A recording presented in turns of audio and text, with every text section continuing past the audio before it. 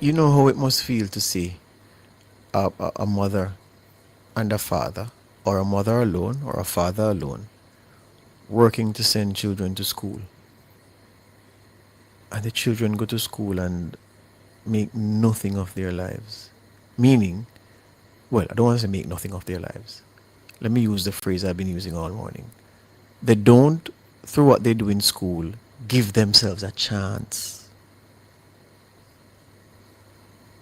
To me, it's the most heartbreaking thing to me. I can tell you. Boy, I tell you, if you want me to feel mushy, I mean, if you just cry because you're vexed, something, there must be some reason. I need to speak to a professional to ask them, why does this thing bother me so much? It bothers me significantly.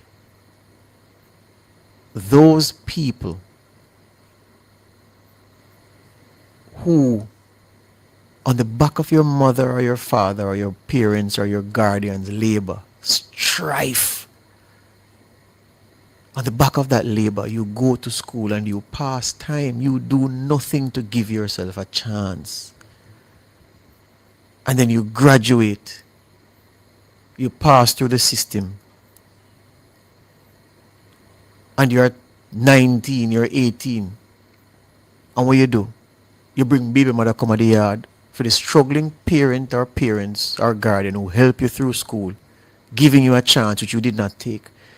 You bring baby mother come at the yard now for them to mind. Then baby born, they have you, baby mother, and child to look after. If that is not wickedness, I don't know what is. And it's a mindset. And there are few things which upset me more than that. The child who gets the support of parents, who goes on and does not give themselves a chance, and then come back now when them finish with schooling and expect the same parents to, you're a big man, you're a big woman. You sit down every day and ride out your mother couch.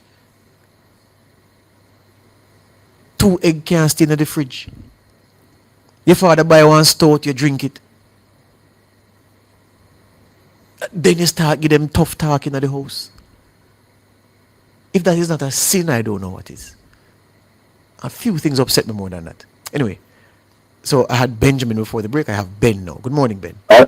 George, which school you attend? I went to John. No, and just before we come up to the break for the midday news. Yeah, man. It you know, I remember a boy. I remember a boy who we used to see him on the bus. He was from, was he from Willardine or Hopedale? Nice little quiet boy. He wore glasses in grade 7. He went to St. Catherine High. And I know that boy because where we played football in Hopedale, there's a little field almost in the cane piece between Hopedale and Liber Gardens. Is Liber Gardens? No, Shuttlewood. So you have Hopedale, then a little community called Shuttlewood, and then you have Liber Gardens. So there's a football field there. And we used to play there. So, and I know where he lived with his parents. I think his father may have been a civil servant and his mother worked somewhere, yeah? And I remember him from prep school, you know, and then I saw him as a high schooler, you know, and think, nice like a youth and thing. And something happened along the way, and that boy,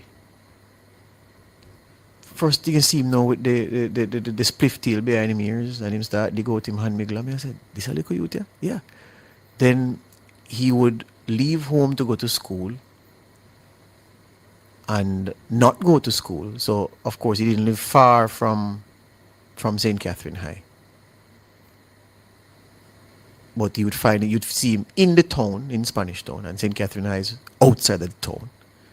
You have 2 entrances to St. Catherine High.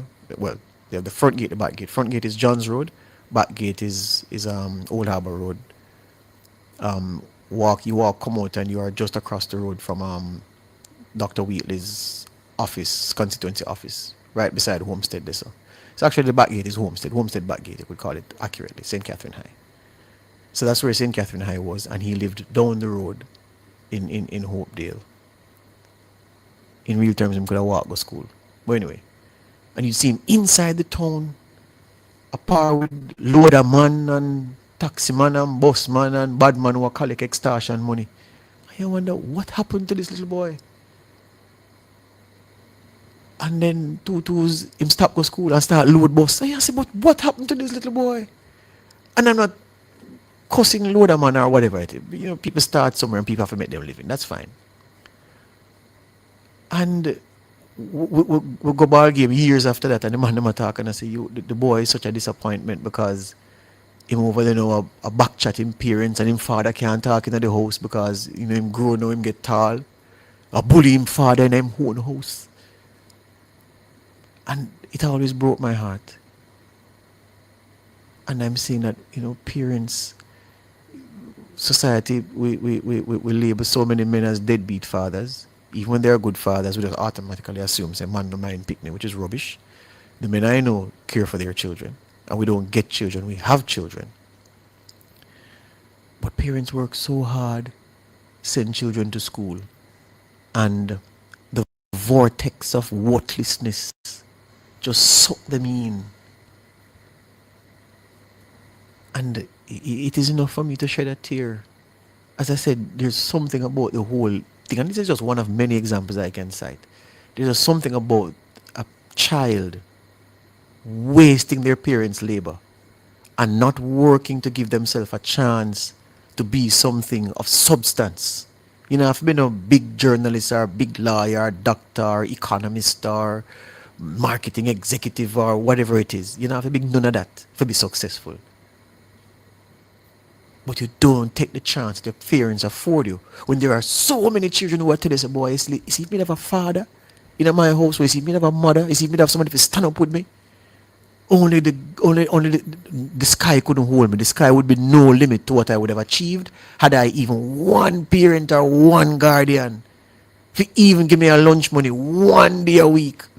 And you have parents slaving for you. And you come out and all you can do about your hand miggle.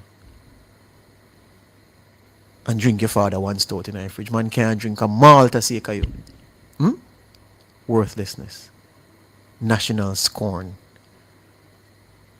And it grieved me. Then it grieved me. Now it will always grieve me. Anyway, 11:56. It's time to break for Tana Thomas to present Kimon Thompson's news at midday. I'll be back at 12:30. In the nationwide world at noon for this afternoon, Wednesday, August 19, 2026. Education Minister wants every high school student to graduate with a skills certification. They need to leave high school with skills certification, not just CSEC or their city and guilds. JTA head questions government's digital transformation plans when several schools lack essential resources. Some parents digging deeper into their pockets for school supplies this year. Minister of National Security says Jamaica's participation in the America's Counter-Cartel Coalition will help keep the country safe. In regional news, Antigua police